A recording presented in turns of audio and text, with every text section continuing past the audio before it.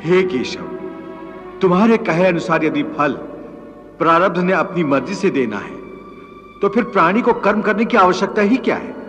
कर्म करने की आवश्यकता क्या है, यह जानने से पहले यह तो जान लो कि प्रारब्ध क्या है, प्रारब्ध कैसे बनती है।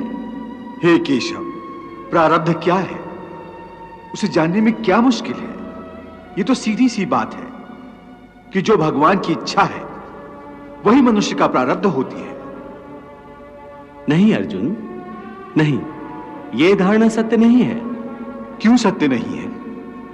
क्योंकि मैं किसी के प्रारब्ध नहीं बनाता, ना मैं किसी प्राणी के कर्म अथवा कर्म फल के हिसाब में दखल देता हूं। इसलिए प्राणी की प्रारब्ध बनाने में मेरा कोई हाथ नहीं होता। फिर कौन बनाता है प्राणियों का प्रारब्ध? प्राणियों के अपने कर्म। अर्थात ये कि प्राणी जैसे कर्म करेगा उसका वैसा ही फल पाएगा। अच्छे कर्म करेगा तो अच्छा फल मिलेगा और बुरे कर्म करेगा तो बुरा फल पाएगा। यही जो प्राणी के अच्छे बुरे कर्मों के अच्छे बुरे फल का हिसाब है, इसी को प्रारब्ध कहते हैं।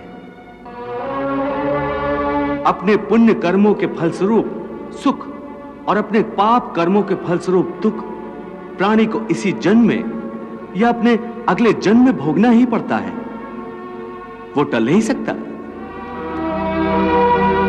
इसलिए अकर्मण्य हुए बिना निरंतर अपने धर्म के अनुसार कर्म करते जाओ और मन में यह पक्का विश्वास रखो कि जिस नियत के साथ तुम कर्म करोगे उसी नियत के अनुसार तुम्हें फल अवश्य मिलेगा।